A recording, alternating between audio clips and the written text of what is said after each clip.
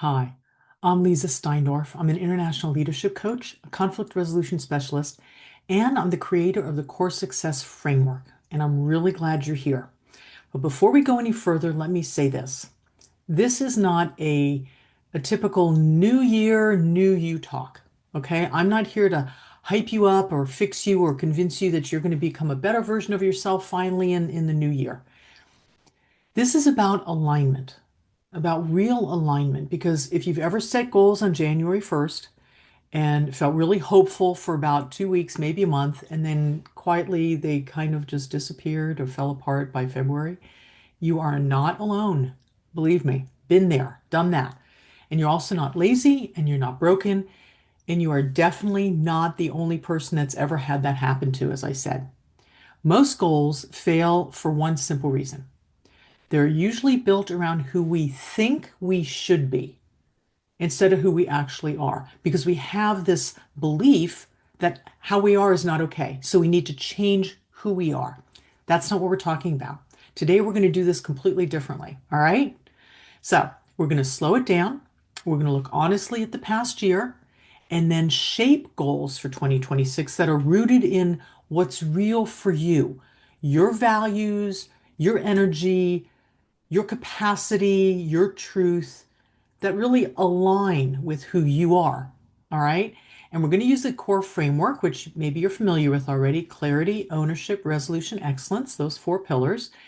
And we're going to use that not as a model to perform according to, but really as a structure that allows you to listen to yourself and to be in the world in a way that feeds you and lets you show up really the way that you want to.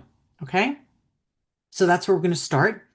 And the first area we're going to look at is clarity. And what I mean with clarity is when we can see what is actually in front of us without putting it through a filter, actually, maybe even taking away the filters, taking away um, any kind of judgments or shoulds about something, right? So before you think about what's next for the next year, we need to look at what was, what has been over this past year, and to do that in a really clear way.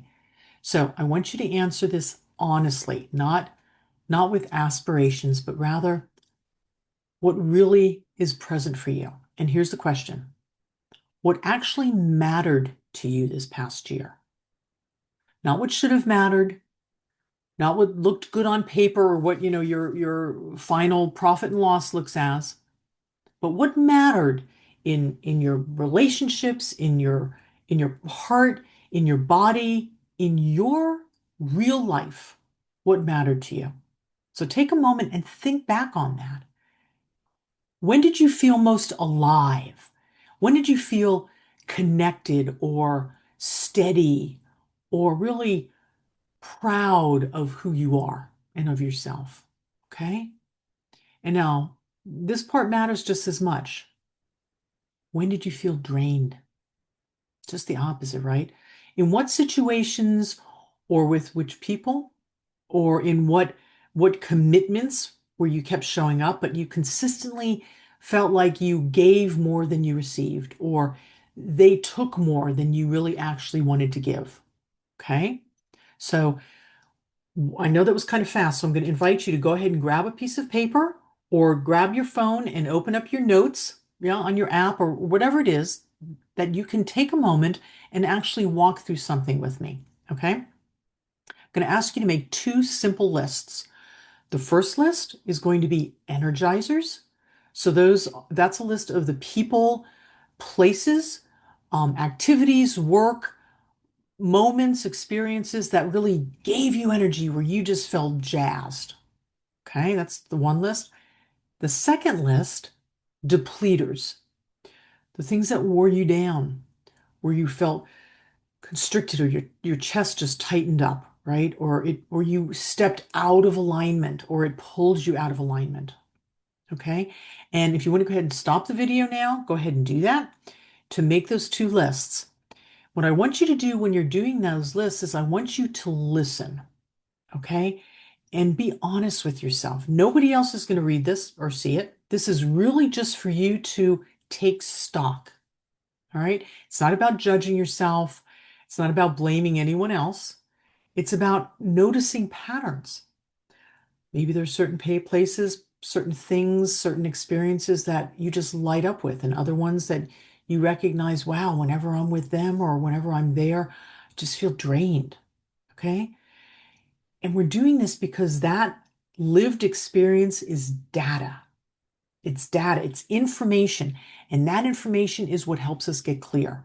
Okay. So, a powerful question that you can ask yourself in combination with this is that, were the goals that you set last year actually aligned with this reality that you've identified in these two lists? Okay? So did you set goals that promoted more time with the people and the places and the activities that lit you up? And did you create goals for yourself that kept you away from or minimized those people or places that drained you? Yeah? So were you creating situations that helped you thrive and feel strong and aligned with your values? Or did you allow situations that were driven by pressure or expectations or comparison? Okay. So this is where clarity begins. It begins in understanding ourselves, and it's not about getting motivated. It's about getting clear about what has been true for me in this situation. So go ahead and take a moment then and write down those lists for yourself. Okay. All right. Now we're going to talk about ownership. And the way that I describe ownership, it's taking 100% responsibility for your part in any situation. And I want to be clear, that's not about blaming yourself, and it's not about blaming others, and it's not about taking responsibility for the whole world. It's just saying, wow, this was my part in that. Okay? And it's also not about guilt, because guilt is really one of the biggest goal killers, right? And so what I mean by that is you can feel guilty that you haven't done enough, or you're behind if you're comparing yourself, or you feel guilty that you're wasting time or you haven't been disciplined enough. That's coming from an aspect of how I am is not okay. So let me be super clear. Whatever happened last year, you did not fail. I'm going to do a whole video about the erroneous word failure, okay? Because whatever you did, you learned from, or it brought you to this moment. You wouldn't be here now if you hadn't done or been that then. And if something didn't work the way you wanted it to, or the way it quote unquote should have, it doesn't mean there's something wrong with you. It usually means that the goal didn't fit your values or your energy, or the timing was off, or this isn't the time for you, or other people's experiences didn't feed into that. Okay, so instead of carrying guilt forward, this is the opportunity that you take ownership for your part. What could you have done differently? What did you do that really worked? What did you recognize that would have had you choose differently had you known it to begin with?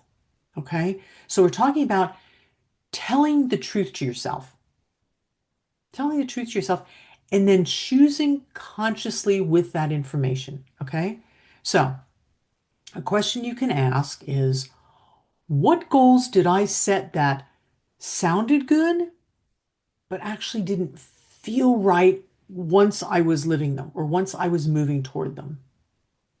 Um, you can ask, what roles or routines or responsibilities did I continue with, even after I knew that they no longer were serving me or serving other people, right? I've done that so often, just kept doing it because I felt it was the right thing to do, where I knew for a long time that should have come to an end, right? And here's a really important question. What do I want to do differently?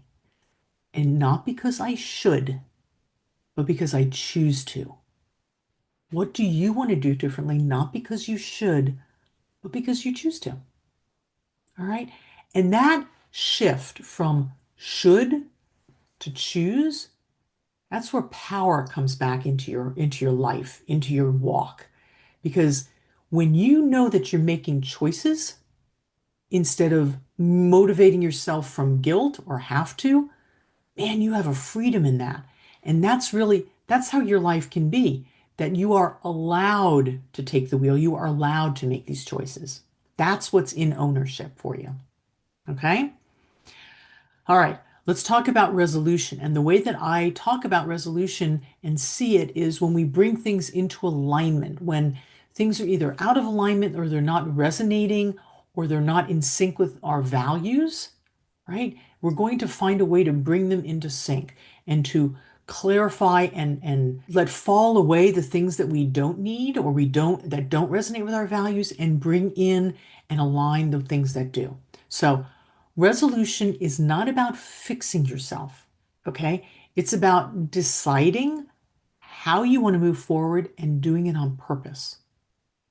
So as you can see, clarity, ownership, resolution, they all kind of blend together. They're different facets of the same gem.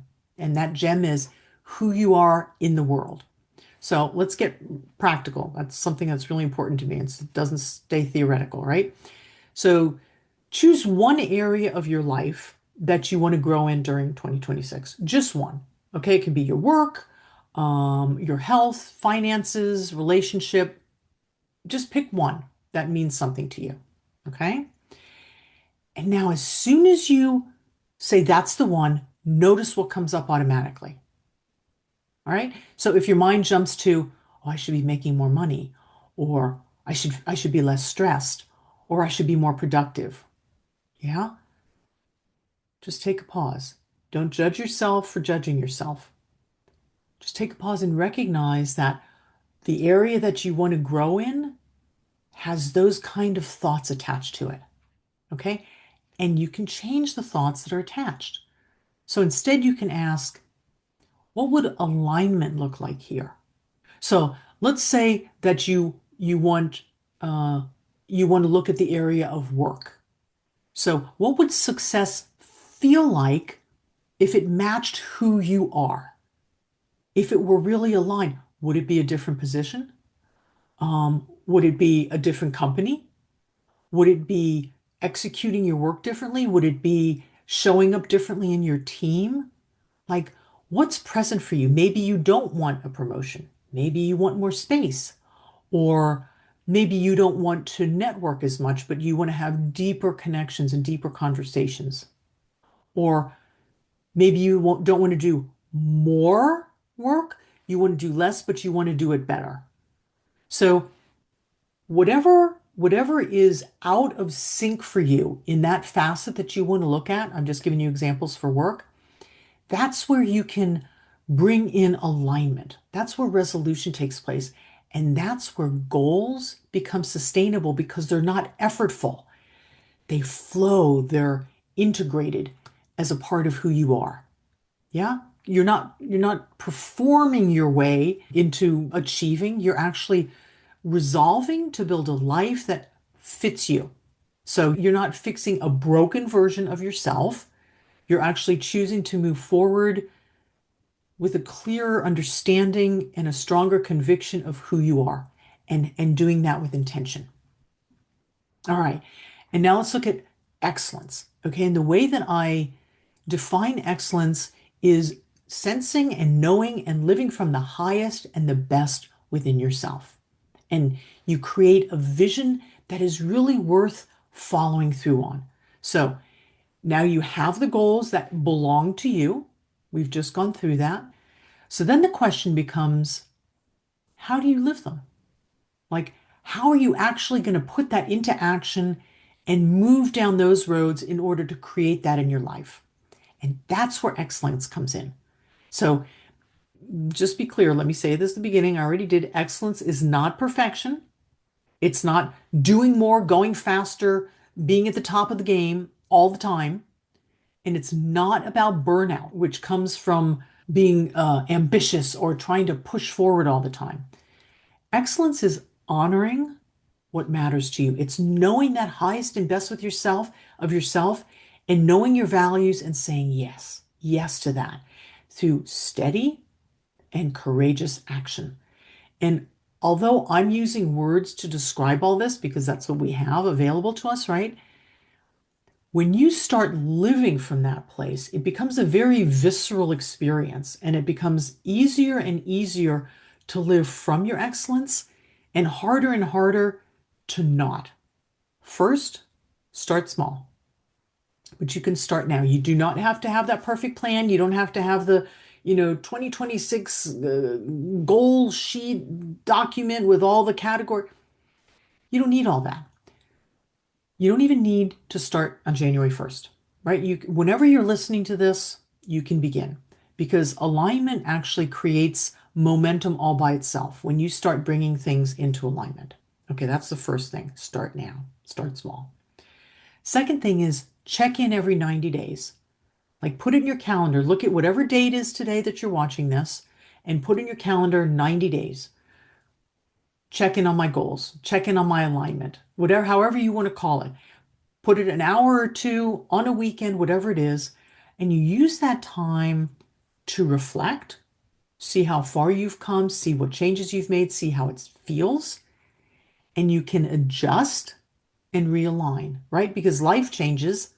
Your goals are allowed to change too. Nothing is set in stone. So as you grow and you adapt, your goals can also do so. And then the third thing is pay attention to the voices around you. What that means is, who are you listening to? Are you listening to people, podcasts, YouTube clips, reading books that actually feed you? And who are you following? Are these people that are aligned with your values, that uplift you and advocate for the same things that you believe in? Yeah. So if everything in your world is pushing you to do more, go faster, work harder, pause. Ask if that actually matches your definition of excellence. And maybe it does, which is fine. I'm offering you a different alternative because my experience has been in working with thousands of leaders across the globe in literally almost every culture, is that faster, more, harder, it makes people brittle and burned out and really dissatisfied. But when they start to align their actions, their goals, their momentum with their values, with what feeds them, man, they like take off, truly. So define your excellence for yourself and then listen to who you're listening to. Listen to the voices around you and the ones that you're bringing into your life. Okay, so excellence is simply being the best version of you consistently, not constantly. Okay, that it also means being imperfect. It means that sometimes you're frustrated, you're not bringing the best version of yourself, and that's okay too, because you're evolving, you're learning, you're growing, and you're human. Okay, so that means showing up even when you're unsure or frustrated or angry, but then you come back again and you come back to that highest and best. All right, so you don't need to become someone else to deserve the life that you want. You deserve it right now. Who you are is amazing. Trust that and come from that highest and best within yourself. Okay? So, as you step into 2026, I'm going to invite you to resist that urge to fix yourself. All right? And instead, you've maybe heard me say POP. Pause, observe, proceed. So, take a pause, reflect, and then you can ask yourself, who am I becoming? Who am I being? And who am I becoming? And what kind of life would honor that version of me? And your goals are not there to prove your worth.